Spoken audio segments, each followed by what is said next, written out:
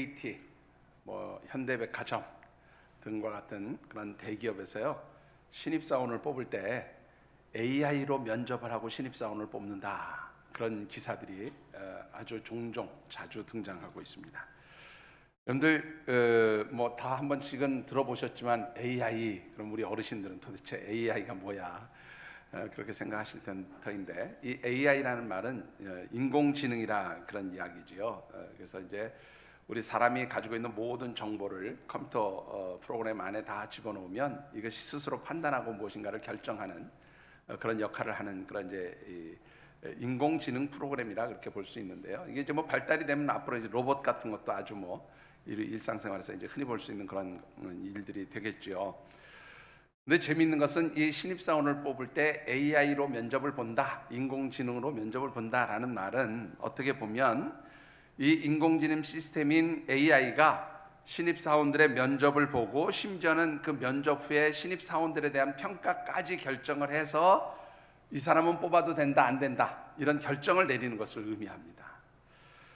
우리가 생각할 때는 굉장히 좀 비인간적으로 그렇게 보여질 수 있죠. 우리가 사람이 일하는 어떤 그런 일터를 결정하고 또 거기에 필요한 사람을 뽑는 일이 사람이 뽑는 게 아니라 인공지능이 뽑는다, 굉장히 비인간적인 것처럼 보이기도 합니다. 그런데 사실 기업 입장에서는요, 이 AI로 면접을 보게 되면 컴퓨터로 이제 면접을 보게 되는 거니까 동시간대에 많은 사람을 면접을 볼 수도 있고, 또 직원들은 그 면접 보느라고 사람들 불러다 놓고 몇 번 준비하세요, 몇 번 준비하세요 이런 거 안 해도 되고, 또 직원들 입장에서는 그 평가하는 데 들어가는 시간이나 이런 것들을 다 절약할 수 있으니까 기업 입장에서 굉장히 좋다고 그래요. 그러면 그 신입사원 후보생으로 면접을 보는 사람들 입장에서는 어떨까요? 요즘엔 면접 받는 사람들도, 면접을 보는 사람들도 좋아한다는 겁니다. 이유가 뭐냐면 혹시 그날 화장이라든가 옷차림이라든가 질문을 했는데 내가 실수를 해서 잘못 대답을 하면 이 면접관들이나 그 심사하는 사람들이 선입견이나 편견을 가지고 그 다음부터는 좀 불이익을 주거나 어떤 불공정한 대우를 하는데, 이 AI 면접은 그렇지 않다는 거예요. 내가 조금 실수해도, 내가 옷을 좀 안 예쁘게 입어도, 내가 화장이 좀 오늘 잘 안 됐어도 이 AI 면접관이 주는 질문은 항상 똑같다는 겁니다. 그리고 공정하게 시간도 똑같이 준대요. 그러니까 공정한 면접을 볼 수 있기 때문에 이 신입사원 후보들도 아주 좋아하는 면접 방법이 요새는 AI 면접이다, 그렇게까지 이야기를 합니다. 자, 그렇다면 오늘 이러한 상상을 한번 해보시면 어떨까요? 예수님께서 요즘 이 시대의 제자들을 선택한다.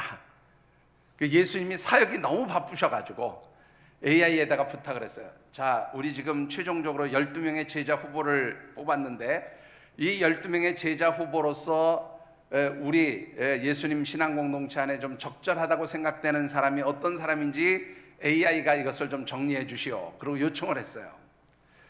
그랬더니 이 AI가 판단을 했습니다. 어떤 판단을 했을까요? 아마 이런 판단이 나오지 않을까 싶은데, 형제관계에 있는 야고보와 요한은 대단히 이기적인 사람들이기 때문에 예수님의 공동체에 있을 때 그들은 그 공동체 멤버들 간의 갈등을 일으킬 소지가 있는 사람들입니다. 자기들만 생각하고 자기들만 좀 높은 자리에 가려고 하는 그런 성향들이 있기 때문에 이 사람들은 예수님의 제자 공동체에 적합하지 않은 사람들로 그렇게 판명됩니다.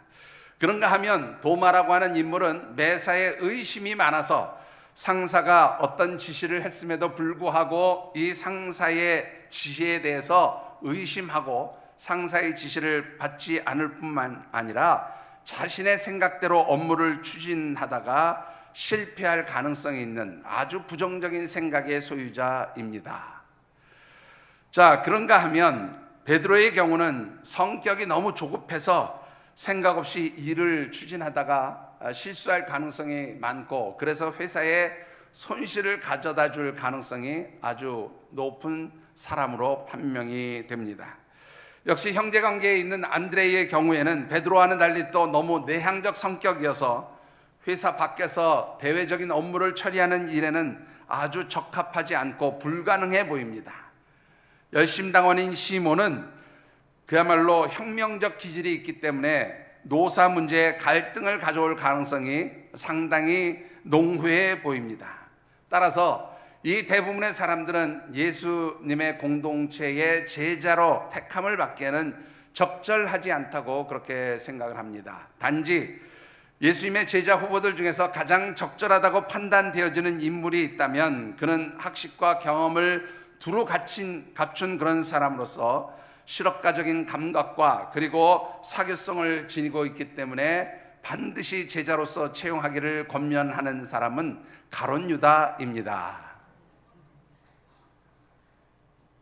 여러분들 갑자기 여러분들 표정이 다 황당해지시는 표정이에요. 그죠? 아마 AI가 그런 평가를 했을 거라 그런 상상을 해볼 수 있다는 겁니다. 여러분들 어떻게 생각하십니까? 예수님의 제자들을 요즘 사람들의 기준 혹은 요즘 이 시대의 평가 측면에서 본다면 사실 일종의 그 사회의 낙오자라고 할 수 있는 루저 그룹에 속하는 사람들이 대부분이라 그렇게 말씀을 드릴 수가 있습니다.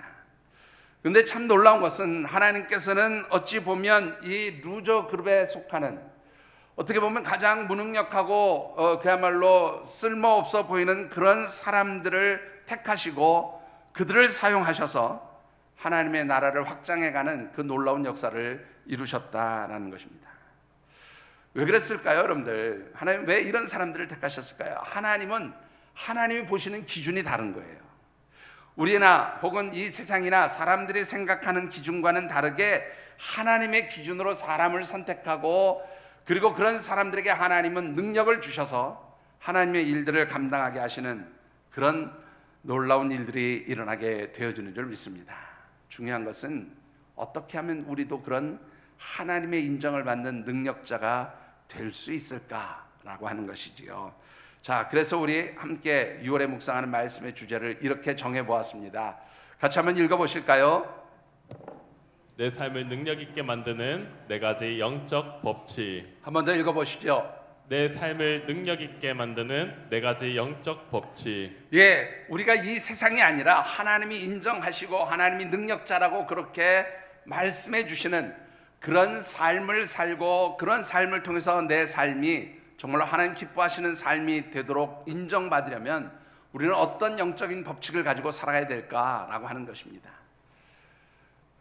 그래서 이번 달에는 여러분들에게 네 가지의 법칙, 뭐 세상에서 있는 법칙이기도 하고 제가 만들어낸 법칙이기도 하고 그런데요, 그냥 제가 만들었다고 해서 제가 만든 게 아니고 성경에 있는 근거해서 네 가지 영적 법칙을 제안하려고 합니다. 여러분들 특별히 이 6월 한 달 동안에 말씀을 묵상하면서 하나님이 어떤 삶의 모습을 기뻐하시는지 그 삶의 네 가지 원칙들을 한번 깊이 묵상해 보시고 또 그 말씀대로 살아가심으로 인해서 여러분들의 삶이 하나님이 인정하시는 능력자로서 그렇게 살아갈 수 있게 되기를 주님의 이름으로 축원합니다. 자, 오늘 주신 말씀을 통해서 먼저 묵상해 보고 싶은 것은요, 오늘 처음으로 드리는 법칙은 바로 머피의 법칙을 셀리의 법칙으로 바꾸는 그런 삶을 살라는 말씀을 드리고 싶습니다. 오늘 우리에게 주신 하나님의 말씀은 특별히 다윗 왕과 이스라엘 백성들이 이제 하나님의 계획, 곧 십계명 돌판 2개와 이스라엘 백성들이 광야에서 먹었던 만나를 담아 놓았던 금 항아리와 그리고 아론의 쌍난 지팡이, 이 세 가지가 들어있는 하나님의 언약궤를 아미나답이라고 하는 사람의 집에서 다윗성 예루살렘 성으로 옮길 때 있었던 일들을 기록해 놓은 말씀입니다. 특별히 주신 말씀을 묵상하는 가운데 우리 하나님의 백성으로 택함을 받은 우리 모든 하늘샘 가족들, 믿음의 식구들이 참으로 불행처럼 여겨지는 이 머피의 법칙을 행운이 찾아오는 축복의 법칙으로 그렇게 바꾸는, 쉐일리의 법칙으로 바꾸는 그런 하나님의 사람들, 믿음의 능력자들이 되어지시기를 주님의 이름으로 축원합니다. 자, 오늘 주신 말씀을 통해서 먼저 묵상해 보고 싶은 것은 왜 하나님의 백성들이 살아가는 삶의 자리에서 이 머피의 법칙과 같은 그런 불행한 일들이 생기느냐 하는 것이지요. 결론부터 말씀을 드리면 무슨 일을 하든지 하나님의 방법, 하나님의 뜻대로 하지 않으면 반드시 머피의 법칙은 발생하게 되어 있다라는 말씀을 먼저 드리고 싶습니다. 여러분들 본문 4절과 6절, 7절을 같이 한번 받들어 읽어보겠습니다. 그들이 산에 있는 아비나답의 집에서 하나님의 궤를 싣고 나올 때에 야호는 궤 앞에서 가고 그들이 나곤의 타작마당에 이르러서는 소들이 띠므로 우사가 손을 들어 하나님의 궤를 붙들었더니 여호와 하나님이 우사가 잘못함으로 말미암아 진노하사 그를 그곳에서 치시니 그가 거기 하나님의 궤 곁에서 죽으니라. 자, 이 말씀만 읽어서는 이게 무슨 내용인지 잘 이해하기가 쉽지 않습니다. 그래서 이 말씀을 좀 이해하기 위해서는 멀리 시대를 좀 거슬러 올라가서 엘리 제사장 시대까지 그렇게 좀 거슬러 갈 필요가 있는데요. 여러분들이 아시는 대로 이 엘리 제사장에게는 두 아들 흠니와 비느하스가 아버지의 뒤를 이어서 제사장 일들을 하고 있었습니다. 그런데 어느 날 이 이스라엘 백성들 가운데 블레셋이라고 하는 이민족들이 침범을 하게 되지요. 전쟁터로 가게 될 때에 이 엘리의 두 아들 흠니와 비느하스는 제사장으로서 이스라엘 백성들을 영적으로 이끌어가야 되는 또 일종의 영적 리더로서 이제 이 전쟁을 친히 이끌어가야 되는 그런 사사의 역할을 했던 사람들이기 때문에 이 전쟁을 승리로 이끌기 위해서 어떻게 하면 좋을까 생각하다가 하나님의 법궤를 들고 전쟁터로 나갑니다. 그들이 생각할 때는 이 하나님의 법궤가 함께 있으니까, 하나님의 언약궤가 함께 있으니까 이 블레셋을 다 물리치고 승리할 수 있을 줄 알았는데 어떻게 됐어요? 대패하고 말았습니다. 이유는 딱 한 가지죠. 이 엘리와 흠니의 엘리 제사장의 두 아들 흠니와 비느하스의 그 죄악으로 인해서 하나님이 이스라엘 백성들에게 패배라고 하는 그런 일들을 보여주셨고, 또 이 하나님의 법궤는 블레셋 사람들에게 빼앗기게 되었습니다. 블레셋 사람들은 이 하나님의 법궤를 이제 자기들의 신상이 있는 다곤의 신전에 갔다가 하나님의 법궤를 그 다곤 신상 앞에다 놓았어요. 이게 무슨 의미가 있냐면, 이 고대 국가에서는 자신들이 섬기는 우상이 다른 민족이 섬기는 신들과의 전쟁에서 이기면 우리의 신이 다른 신을 이겼다고 생각해요. 그러니까 자기들이 블레셋 사람들이 이스라엘 백성들과의 전쟁에서 승리한 것은 곧 자기들의 신인 다곤이 이스라엘 백성들이 섬기는 신 하나님을 이긴 것이다, 그렇게 생각해서 이 다곤 신상의 발 앞에다가 하나님의 법궤를 갖다 놓은 거예요. 그러니까 하나님이 이제 패배자로 무릎을 꿇는 것처럼 보이게 만든 거죠. 근데 정작 어떻게 됐습니까? 예, 하나님의 법궤로부터 하나님의 능력의 역사가 나타나서 이 다곤 신전의 모든 우상들이 다 부서지죠. 나라에는 재앙이 찾아오게 됩니다. 그러니까 이 블레셋 사람들이 겁이 나니까 어떻게 해요? 이 법궤를 이제 암소 두 마리에 실어서 수레를 통해서 이스라엘 땅으로 돌려보내요. 그래서 이 이스라엘 땅으로 이 법궤가 옮겨오게 되는데, 도착한 곳이 어디냐면 기럇 여아림이라고 하는 곳에 도착을 하게 되는데, 이 기럇 여아림 사람들이 하나님의 법궤가 오니까 이걸 어떻게 잘 모시고 보관해야 되잖아요. 그러니까 이것을 오늘 본문에 나오는 아미나답이라고 하는 사람 집에서 하나님의 법궤를 모시고 또 그렇게 잘 돌볼 수 있도록 그렇게 조치를 취하게 됩니다. 이 아미나답의 집에 들어간 지, 그러니까 이 하나님의 법궤가 엘리 제사장의 두 아들 때문에 그 성막에서 떠나서 이제 몇 년의 세월이 흐르느냐면 약 70여 년의 세월이 흘러요. 하나님의 법궤가 이제 온전한 자리를 잡지 못하고 이 아미나답의 집에서 머물러 있었던 겁니다. 그러다가 다윗이 이스라엘의 왕이 되니까 이제 다윗이 생각하기를, 하나님의 법궤를 이 수도인 다윗성 예루살렘 성으로 가져와야 되겠다, 그렇게 생각을 하고 이제 이 하나님의 법궤를 옮기는 일을 하게 된 게 오늘 조금 전에 읽은 본문 말씀이에요. 자, 여기에 보면 얼마나 정성스럽게 준비를 했을까요? 이제 수레를 준비하고 이 수레에 하나님의 법궤를 잘 올려놓고 앞에서 또 뒤에서 이 법궤를 잘 떨어지지 않게 하면서 또 다윗과 백성들은 여러 가지 악기를 가지고 하나님의 성호를 찬양하면서 이제 이 법궤를 움직이기 시작합니다. 그런데 나곤이라고 하는 사람의 타작마당에 이르렀을 때 갑자기 그 하나님의 법궤를 실은 그 수레의 소들이 깜짝 놀랐는지 뭐에 놀랐는지 갑자기 뛰기 시작하는데, 이 수레 위에 올려놓았던 하나님의 궤가 땅에 떨어질 그런 상황이 된 거예요. 그러니까 이 뒤에서 하나님의 궤를 지금까지 잘 돌보고 그렇게 관리하는 일에 참여했던 이 아미나답의 손자 우사라고 하는 사람이 하나님의 법궤가 떨어지지 않도록 손으로 탁 잡았어요. 잘했어요? 못했어요? 네? 잘했어요? 못했어요? 아니 하나님의 거룩하신 법궤가 이게 땅에 떨어져 흙이 묻게 생겼는데 이거 그 손으로 잡아서 떨어지지 않게 한 거는 잘한 거예요, 못한 거예요? 이거 잘한 거잖아요. 나쁜 의도로 한 거예요, 좋은 의도로 한 거예요?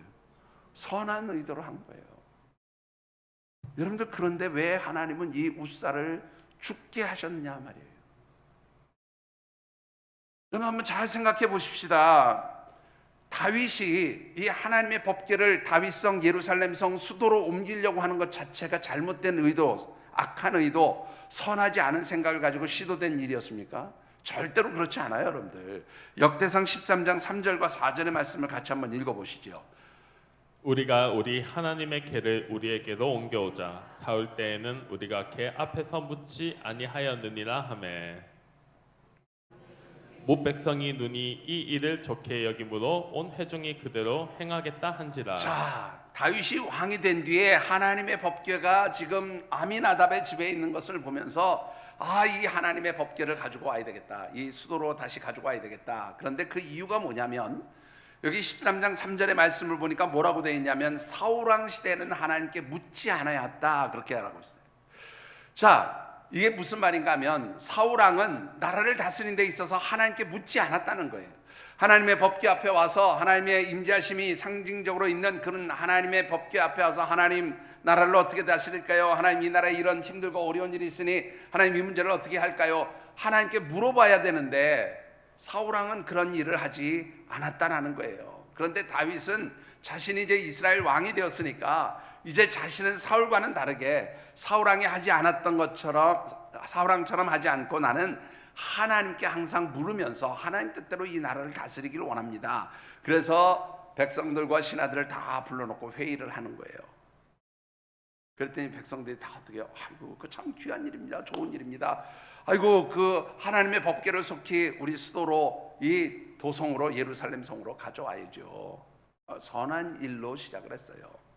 하나님 뜻대로 백성들을 다스리겠다고, 하나님이 원하시는 대로 이 나라를 이끌어 가겠다고 하는 그런 아름다운 마음을 가지고 이 하나님의 법궤를 옮겨오게 되었다, 그런 말이에요. 그런데 여러분들, 결과는 뭐였습니까?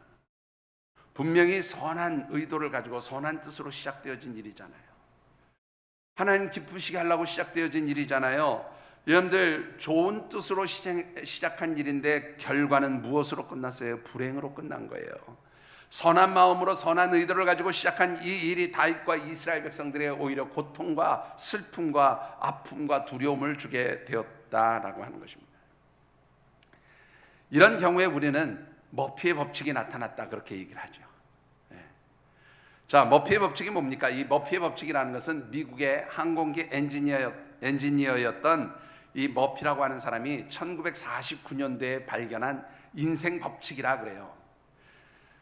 무슨 내용인가 하면 잘못될 가능성이 있는 일은 어김없이 잘못되어 간다, 이제 이런 얘기인데, 이런 의미보다는 인생살이를 하면서 우리가 삶을 살아가면서 안 좋은 일은 항상 뭐라 그럴까요? 겹쳐서 일어나게 된다, 뭐 이런 의미로 사용되는 경우가 많죠. 이런 겁니다. 그 뭐 설상가상, 뭐 첩첩산중, 뭐 고고 마운틴, 뭐 그런 말과 비슷한 거죠. 자, 예를 들어 보실까요, 여러분들? 이 머피의 법칙 어떤 겁니까? 저에게 꼭 이런 일이 자주 일어나요. 제 차는 우리 최병선 장로님이 교회 차라고 항상 이렇게 잘 세차를 해주시는데요. 제가 꼭 세차를 하고 나면 비가 와. 여러분들도 그런 일 많으시죠? 이번 주는 그나마 비가 오려고 그러는데 제가 잘 주차장에다가 비 안 맞게 해놔가지고 아직 좀 깨끗하게 있는데, 세차하고 나오는 날, 그날 비가 쏟아지는 경우도 있어요. 세차 딱 해가지고 나오는데 갑자기 소나기가 쏟아져. 머피의 법칙이죠, 그죠? 자, 그런가 하면 여러분들 어떻습니까? 백화점에 갔더니, 혹은 쇼핑몰에 갔더니 내가 꼭 사고 싶은 물건이 있어. 아이고, 이거 오늘 사야 되겠다. 그리고 딱 샀더니, 사려고 줄을 섰더니 내 앞에서 품절됐다고 그만 가래. 그런 경우 있죠? 그래서 조금 더 기다렸어요. 며칠 돼 갔더니 다시 물건이 들어왔대. 그래서 이제 이번엔 꼭 사야지. 열심히 달려가가지고 줄 서가지고 샀어요. 그랬더니 그 다음날 가보니까 50% 세일한대. 네? 하루만 늦게 사면 내가 50% 싸게 살걸. 머피의 법칙이죠. 여러분들 어떻습니까? 아유, 급하게 지금 은행에 뭐 일 처리할 게 있어서 현금 인출기 앞에 가서 딱 섰어요. 아유, 연말이 돼서인지 월말이라 돼서인지 사람들이 많아요. 그래가지고 한참 거의 한 30분 가까이 시간을 기다려서 내 차례가 딱 왔는데 갑자기 현금 지급기가 딱 불이 꺼지면서 사용 중지, 옆 기계를 사용하세요. 속 터지죠, 여러분들. 전자기기 집에서 멀쩡하니 잘 사용하던 전자기기가 갑자기 고장났어요. 아이고, 이거 AS 받아야 되구나. 기사 아저씨 부르니까 기사 아저씨 오자마자 그 기기가 정상적으로 작동해. 머피의 법칙이죠. 여러분들, 정말로 선한 뜻으로 시작한 일입니다. 잘 되자고 한 일이에요. 하나님 기쁘시게 하겠다고 시작한 일입니다. 그런데 왜 그 선한 뜻, 선한 의도를 가지고 한 일이 이렇게 비극적인 사건을 가져왔냐 그 말이에요. 여러분들, 웃사는 선한 의도를 가지고 있습니까? 악한 의도를 가지고 있습니까? 하나님의 법궤가 땅에 떨어지는 거, 그거 아이고 큰일 나지. 하나님 법궤, 이 거룩한 법궤가 오염되면 안 되니까, 훼손되면 안 되니까 그렇지 않게 하려고 막은 거잖아요. 선한 의도를 가지고 한 건데 왜 하나님 그를 죽이셨단 말이에요. 여러분들, 한마디로 머피의 법칙이 적용된 그런 순간이에요. 왜 이런 일이 일어났을까요? 여러분들, 그 이유가 민수기 4장 15절의 이유를 하나님 분명히 말씀해 주고 있습니다. 같이 받들어 읽어보시죠. 진영을 떠날 때에 아론과 그의 아들들이 성소와 성소의 모든 기구 덮는 일을 마치거든 고핫 자손들이 와서 맬 것이니라. 그러나 성물은 만지지 말라. 그들이 죽으리라. 해막 물건 중에서 이것들은 고핫 자손이 맬 것이며. 자, 하나님의 법궤를 비롯한 성막 안에 있는 여러 가지 성물들은 반드시 누가 그를 포장하고 이동하게 될 때 누가 반드시 포장하고 그걸 정리하게 되면 제사장들이 하게 돼 있어요. 그 제사장들이 다 짊어질 수 있도록 딱 깨끗하게 포장을 해놓으면, 그 다음에 이거는 누가 와서 짊어져야 되느냐면 이 수레나 이런 걸로 다는 게 아니고 이 레위인 중에서도 고핫 자손들이 직접 어깨에 매게 돼 있어요. 그래서 이 레위인들에게 여러분들 뭐 말이나 뭐 여러 가지 짐승들을 주고 소나 이런 걸 줘서 물건들을 이동하려고 할 때에 그들이 다 저거를 받았는데, 고핫 자손들은 성경에 보면 이 뭐 소나 뭐 말이나 이런 거 안 받았어요. 왜? 하나님의 법궤를 옮기는 거는 다 어떻게 해요? 직접 그들의 어깨에 메고 옮겨야 되기 때문에 이들에게는 그런 걸 안 줬어요. 그리고 더 중요한 것은 이 고핫 자손들은 하나님의 법궤를 이동해가는 그런 책임을 맡은 사람들이지만 그들조차도 하나님의 법궤에는, 하나님의 성물에는 손을 대지 못하게 되어 있었다 그 말이에요. 하나님 성물에 손을 대면 어떻게 죽는 거예요. 여러분들, 선한 뜻이었습니다. 하나님 기쁘시게 하려고 계획한 일들이에요. 하나님이 원하시는 일이라고 분명히 생각했습니다. 이거 하나님 절대로 싫어하시는 일이 아니었어요. 그런데 왜 이런 비극적인 사건이 생긴 거냐, 왜 이런 머피의 법칙이 생긴 거냐, 한마디로 말하면 아무리 선한 일이고 하나님이 기뻐하시고 하나님이 좋아하는 일일지라도 하나님의 방법대로, 하나님의 뜻대로, 하나님의 생각대로 하지 않으면 다 뭐예요? 소용없다 그 말이에요. 아무리 선한 의도로 할지라도 하나님이 원하시는 대로, 하나님이 기뻐하시는 대로, 하나님의 방법대로, 하나님 뜻대로 이루어질 때 그 일이 선한 일이 될 수 있다 그런 말입니다. 사랑하는 성도 여러분, 오늘 저와 여러분들이 삶을 살아가면서 우리의 삶의 자리에서 뭐 여러 가지 힘들고 어려운 일들이 나타날 수 있죠. 내가 선한 의도를 가지고 시작한 일들이 오히려 더 힘들고 어려워질 수 있어요. 왜 이런 일들이 생겨나느냐? 먼저 생각해 보실 것이, 이 일이 하나님께서 기뻐하시는 하나님 뜻에 합당한 일이냐, 하나님이 원하시는 방법대로 하는 거냐, 하나님의 뜻대로 순종하며 가는 일이냐, 이것을 먼저 여러분들이 판단해 볼 수 있게 되기를 주의 이름으로 축원합니다. 아무리 선한 일이고 좋은 일이고 화려한 계획일지라도 하나님의 방법대로, 하나님의 뜻대로, 하나님이 원하신 대로 하지 않으면 그것은 다 뭐예요? 머피의 법칙으로 그렇게 선한 일로 시작됐지만 그러한 불행으로 끝나게 될 수 있다라는 것이죠. 자, 그렇다면 우리가 이 머피의 법칙 어떻게 셀리의 법칙으로 바꿀 수 있을까라는 것인데, 여러분들 본문 6장 9절과 10절의 말씀을 같이 한번 받들어 읽어보겠습니다. 다윗이 그날에 여호와를 두려워하여 이르되 여호와의 궤가 어찌 내게로 오리요 하고, 다윗이 여호와의 궤를 옮겨 다윗성 자기에게로 메어가기를 즐겨하지 아니하고 가드 사람 오벳 에돔의 집으로 메어 간지라. 여러분들 선한 일로 시작을 했는데 갑자기 하나님 법궤가 떨어질 것을 두려워해서 막았던 우사가 죽으니까 여러분들 다윗의 마음속에 두려운 마음이 생겼어요. 이거 하나님이 원하시는 거 아닌가 보다. 여호와를 두려워해서 이 여호와의 궤 하나님의 법궤가 어찌 내게로 오겠는가 그렇게 생각한 이 다윗이 다윗성 예루살렘 성으로 법궤를 옮기지 않고 어디로 보냈는가 하면 오벳 에돔이라고 하는 사람의 집으로 보내게 된 거예요. 그런데 이 말씀 한번 깊이 생각해 보시죠. 다윗 왕은 이 하나님의 법궤를 자신의 성으로 모셔가려는 것이 선한 의도로 선한 생각을 가지고 하나님 기뻐하시는 일이라고 생각하면서 했는데 이런 비극적인 일이 생기니까 그것으로 인해서 두려워지기 시작했어요. 여러분들 한번 생각해 보시죠. 다윗과 같이 믿음이 좋은 왕조차도 하나님의 법궤를 모시는 게 두려운 일이 돼버렸어요. 조심스러운 일이 돼버렸어요. 어려운 일이 돼버렸습니다. 그러니 누가 아이고 왕께서 못하시면 제가 하겠습니다 손을 들고 나섰겠냐고요. 아무도 아마 내가 하나님 법궤를 모시려고 자청해서 나선 사람은 한 사람도 없었을 거예요.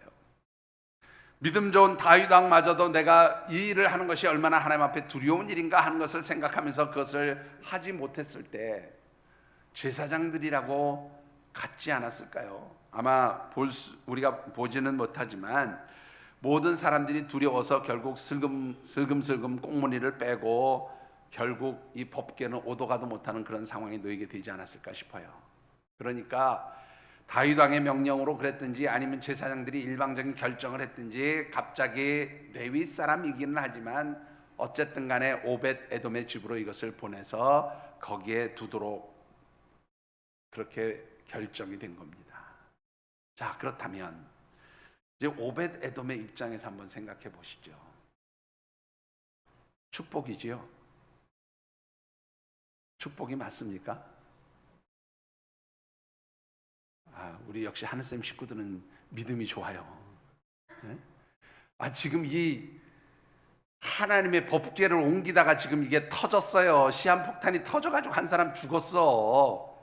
이게 들어오는 게 좋은 일이냐고. 네? 언제 하나님의 법궤 잘못 모셨다고 오벳 에돔이나 그의 가족들 중에 누가 하나 날아갈지 몰라요. 이거는 언제 터질지 모르는 시한폭탄 하나 딱 안겨주고 자, 잘 보관해. 그리고 간 거하고 똑같다고요. 한번 여러분들 생각해 보세요. 여러분들 같으면 이 상황에서 이 하나님의 법궤를 우리 집으로 모시겠다고 얘기했겠냐고요. 다 다윗처럼 두려워했을 거예요. 아이고 부담스러워요. 그거 괜히 갖다 놨다가 하나님이 진노하셔가지고 우리 집에 재앙이라도 임하면 어떻게 합니까? 아이고 그냥 더 좋은 분한테 보내세요. 나는 복 안 받아도 괜찮아요. 아마 그러지 않았을까요, 여러분들? 다 그랬을 거라고 생각합니다. 이 오벳 에돔의 가족 입장에서 생각해 보면 이거야말로 머피의 법칙이에요.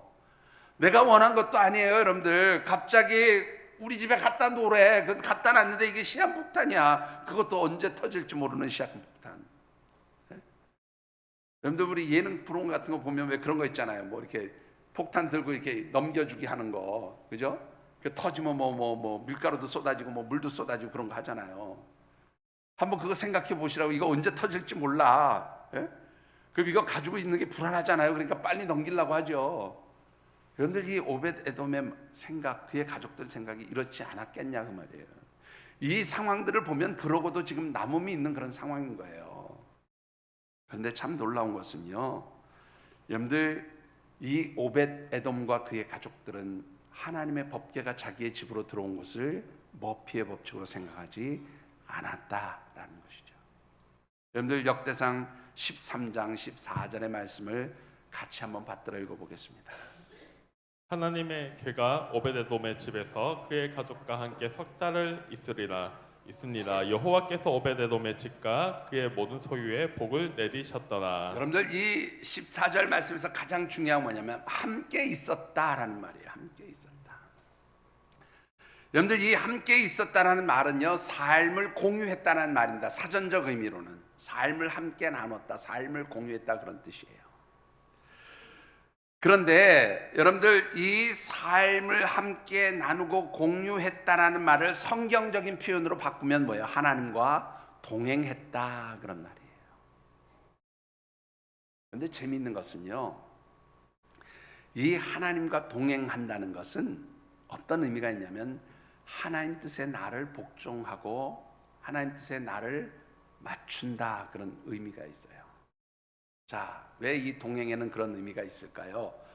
여러분들 한번 생각해 보시죠. 우리 부부를 가지고 한번 얘기해 보십시다. 부부가 뜻이 다르면 맨날 어떻게 해요? 싸워요. 그죠? 뜻과 생각이 다르면 싸워요. 안 싸우려면 누구 하나가 져야 돼. 안 그래요? 박 집사님, 홍 집사님이 집니까? 아니면 박 집사님이 집니까? 진짜예요? 홍 집사님 묻는데 아니라고? 예?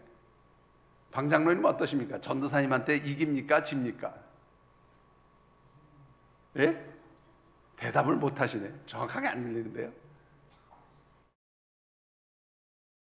모르겠다고요? 자신 있게 대답을 못 하시네. 뭐라 그러는지 여기 들리지도 않아요. 여러분들 편안해지려면 한 사람이 져야 돼요. 한 사람이 누구에게인가 그 뜻을 맞춰줘야 분쟁이 안 생기죠. 하나님과 우리의 관계도 마찬가지입니다. 하나님과 우리가 동행하는 삶을 살기 위해서는 하나님의 뜻과 우리의 뜻이 일치돼야 되는 거죠. 그래야 우리가 하나님과 동행할 수 있어요. 그런데 문제는 뭐냐면 부부의 관계에 있어서는 조금 더 양보할 수도 있고 내가 포기할 수도 있고 그럴 수 있어요. 그런데 하나님과의 관계에서는 절대로 누구보러 포기하라 소리 못해요. 하나님 포기하세요. 내 생각이 이런 거거든요. 내 뜻이 이런 거거든요. 그러니까 하나님 나에게 맞춰주세요. 절대 못해요. 그러니까 하나님과 동행하는 삶을 살기 위해서는 철저하게 내가 하나님 뜻에 순종하는 거예요. 하나님 방법에 따라가는 거예요. 하나님이 원하시는 대로 살아가야 되는 거예요. 그래야 하나님과의 동행이 가능해져요. 여러분들 이 오벳 에돔은 바로 그 비결을 알았던 사람인 거죠.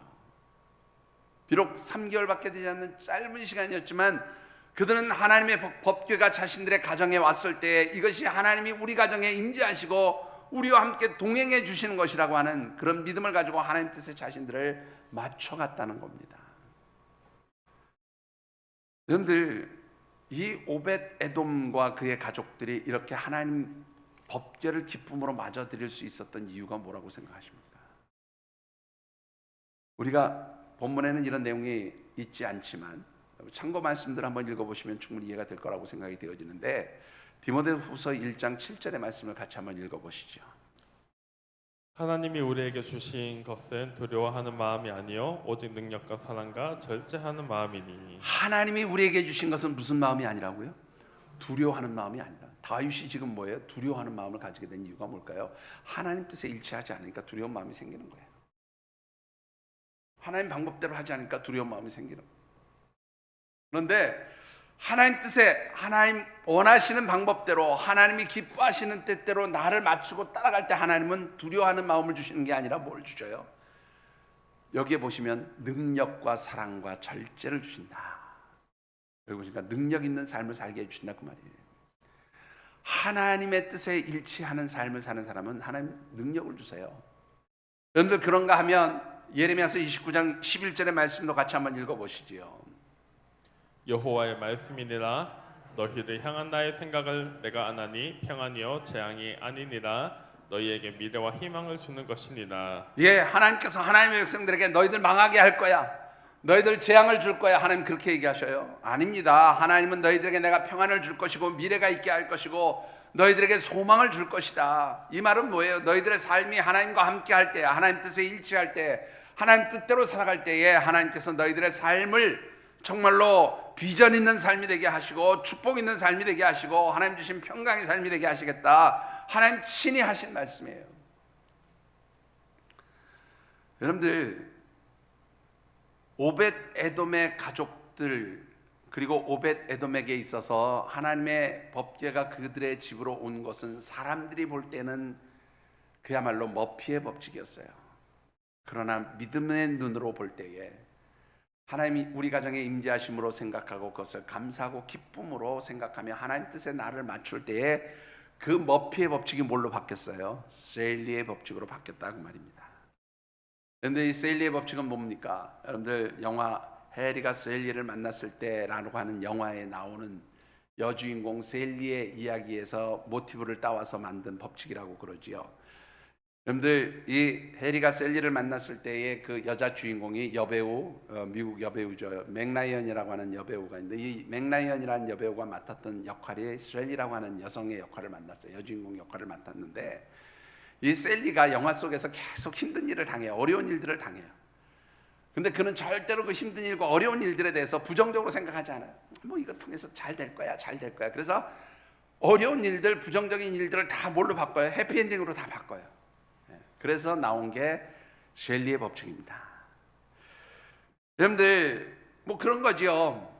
어느 날 회사에 갔더니 비 펑펑 오는 날 내가 우산 2개 있다고 직장 동료한테 우산 빌려줬더니 직장 동료가 하필이면 이 날이 좋은 햇빛이 쨍쨍 나는 그런 날 우산을 주면서 잘 썼어 그러고 갖다 주는 거예요. 여러분들 그러면 속으로 아니 갖다 주면 비 오는 날 갖다 주든지 그렇게 생각했는데 정작 퇴근하고 딱 밖에 나가니까 갑자기 하늘이 시커매지더니 그냥 소나기가 펑펑 쏟아져요. 완전히 머피의 법칙이 셀리의 법칙으로 바뀌는 겁니다. 그렇죠? 여러분들 어떻게 생각합니까? 시험 공부 해봐야 잘 모르겠어서 맨날 시험 보면 틀리는 게 나오고 자기가 모르는 것만 나오고 또 뭐 공부를 안 했더니 안 하니까는 원래 몰라서 답 못 쓰고 뭐 이런 일들이 늘 있어서 아예 공부를 포기하고 살던 어떤 아이가 학교에 갔더니 그날따라 뭐 친구들이 막 시험 공부한 거 얘기를 하는데 뭐 하나 얻어 들을 것이라도 있나 그러고 가서 들어봤더니 뭐 거기서 뭐 무슨 얘기 하는데 이거 뭐 그런 거야? 그러고 이제 생각하고 있어서 그러다가 아이고 그래도 뭐 시험 보기 전에 뭐 한두 장 들춰봐야지. 그 들춰봤더니 친구들이 한 그 얘기에서 문제가 나오고 자기가 들춰본 데서 문제가 나와가지고 공부 하나도 안 했는데 시험을 잘 봤다. 셀리의 법칙이죠, 그죠? 네, 여러분들 하나님의 백성들은 이렇게 공짜 셀리 법칙이 안 나타나요. 하나님의 백성들의 삶은 철저하게 하나님 뜻에 순종할 때 하나님 뜻에 나를 맞추고 하나님과 동행하는 삶을 살 때에 결국 머피의 법칙이 셀리의 법칙으로 바뀌어지는 거예요. 그래서 사도 바울은 로마서 8장에 뭐라고 얘기합니까? 하나님을 사랑하는 자 곧 그 뜻대로 부르심을 입은 자들, 하나님의 뜻에 순종하며 부르심을 받은 자들에게는 모든 것이 합력하여 뭐가 돼요? 선을 이루게 되는 거예요. 그게 바로 머피의 법칙이 셀리의 법칙으로 바뀌는 순간인 겁니다. 여러분들 하나님의 법칙대로 살아가시는 우리 하나님의 사람들이 되어주시기를 주의 이름으로 축원합니다. 여러분들이 아무리 잘나도요 여러분들의 생각, 여러분들의 방법, 여러분들이 원하는 방법대로 끌고 나가서 성공할 확률은 그리 많지 않아요. 남들이 볼 때는 실패할 것 같고 안 될 것 같고 남들이 볼 때는 이거 불가능한 일 같은데 하나님 뜻을 묻고 하나님이 원하셔서 하나님 뜻에 순종하며 그렇게 따라가면 그게 바로 뭐가 되는 거예요? 하나님 축복이 되는 거죠. 하나님 주시는 그런 놀라운 셀리의 법칙으로 바뀌어지게 된다 그런 말입니다.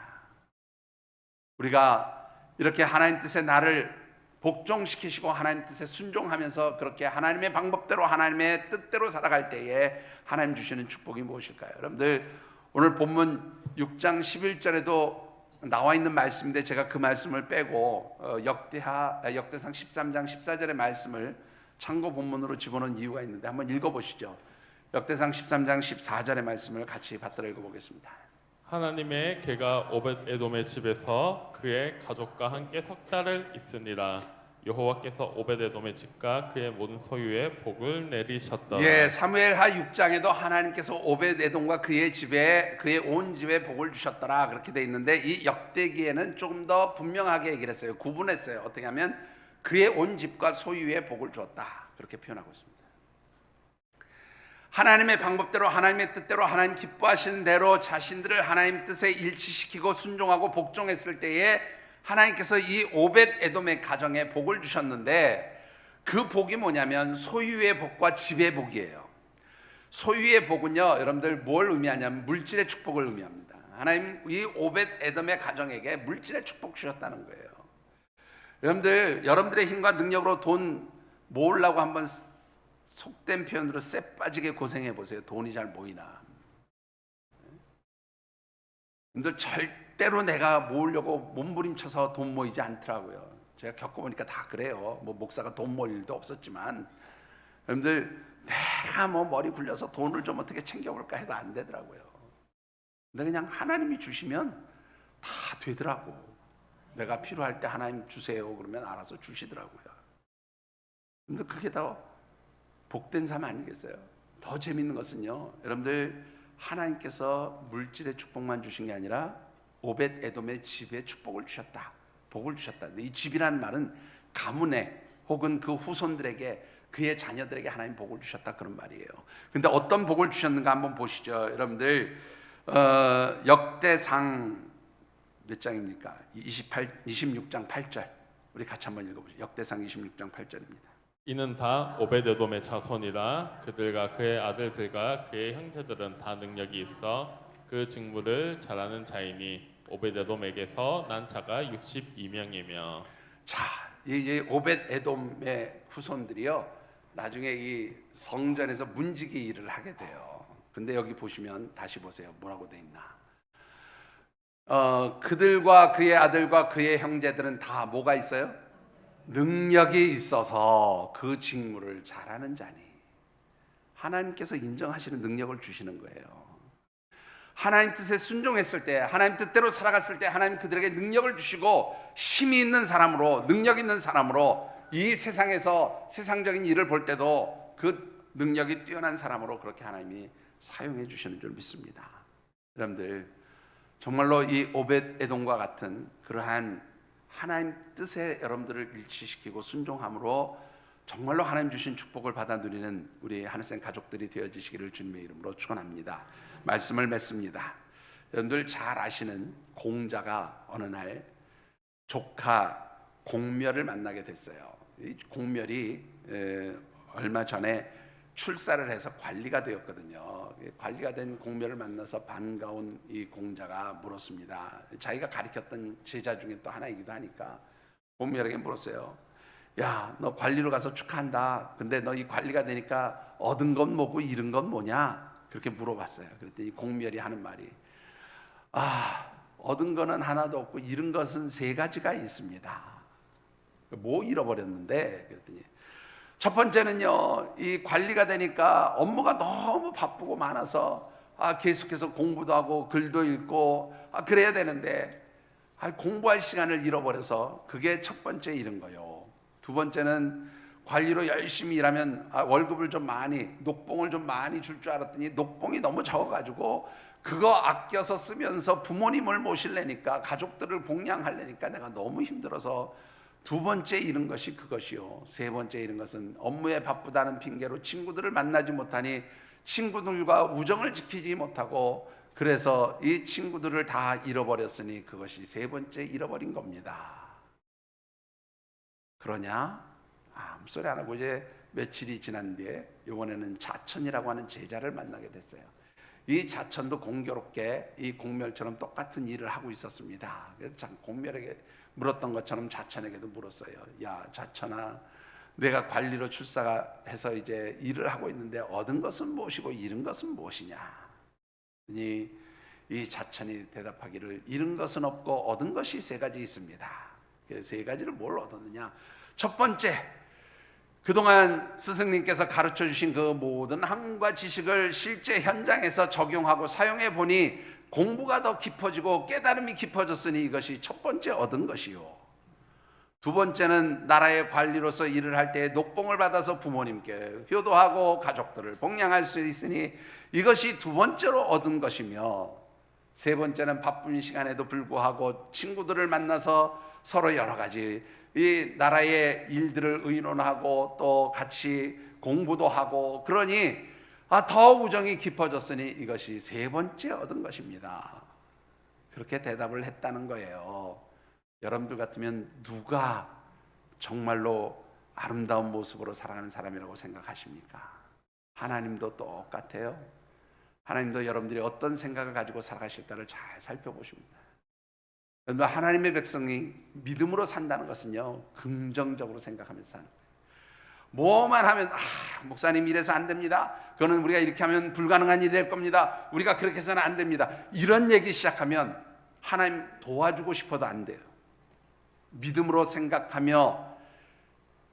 생각하고 기도하며 행동하십시오. 다른 말이 아니에요. 하나님이 하시면 안 됩니다.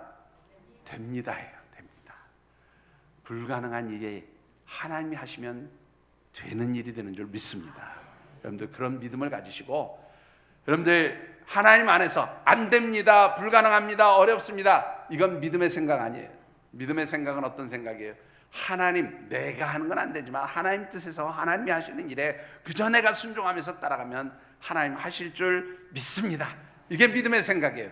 그 다음에는 어떻게 해요? 기도하면서 하나님 뜻에 내가 맞춥니다, 순종합니다. 이제는 하나님이 역사해 주세요.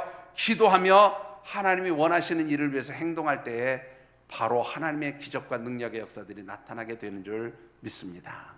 다시 한번 해보실까요? 믿음으로 생각하고 기도하며 행동하십시오. 같이 읽어보십시오. 시작. 믿음으로 생각하고 기도하며 행동하십시오. 아멘. 기도하겠습니다. 주신 언약의 말씀 붙들고 이 시간 우리 같이 결단하며 기도하는 시간 같습니다. 하나님, 내 삶의 자리에 여러 가지 생각지 않았던 혹은 좋은 뜻으로 시작했던 일들이 어려움으로, 고통으로, 힘든 일로 이렇게 다가오는 것, 왜 그런지 알지 못했는데 이제 하나님 주신 말씀을 통해서 깨달았습니다. 하나님 뜻에 순종할 때, 하나님 기뻐하시는 방법대로 갈 때 아무리 선한 것이지만 하나님 뜻대로 하지 않으면 그것이 어려움이 될 수 있다는 것 깨닫게 하시니 감사드립니다. 우리 하나님 뜻에 합당한 그러한 삶을, 하나님 기뻐하시는 그러한 삶을 살아갈 수 있도록 하나님 도우시고 역사하여 주시옵소서. 우리 각자 느끼고 깨달은 대로 오늘 주신 말씀 붙들고 결단하며 기도하는 시간 같습니다. 사랑의 아버지 하나님, 하나님의 도우심을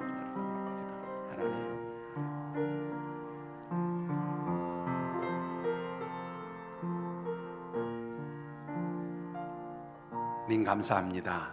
오늘도 주시는 언약의 말씀을 붙들고 우리의 삶의 자리가 여러 가지 불투명하고 힘들고 어려운 그런 시대를 맞이했고, 또 저희들이 그래서 하나님 선하신 그러한 뜻에 일치시키고자 생각하면서 여러 가지 선한 일들, 그런 계획들을 하지만 때때로 저희들의 생각과는 다르게 힘들고 어려워질 때가 있음을 하나님 아십니다. 왜 그리 되는지 그 이유를 알게 하셨사오니 하나님 이제 절대적으로 저희들의 삶이 하나님 뜻에 순종하게 하시고 하나님 방법에 저희들이 따라가게 하시고 하나님이 원하시는 방법대로 행하며 살아갈 수 있는 저희가 되도록 하나님 축복하여 주시옵소서. 그럴 때 하나님 우리 삶에 찾아오는 머피의 법칙과 같은 그러한 힘들고 어려운 일들이 참으로 셸리의 법칙과 같은 그러한 축복의 사건으로 바뀌어지는 그런 은혜가 넘치게 하여 주시옵소서. 하나님 도우시며 함께 하시기를 간절히 소원하오며 예수님 이름으로 축복하며 기도드리옵나이다. 아멘.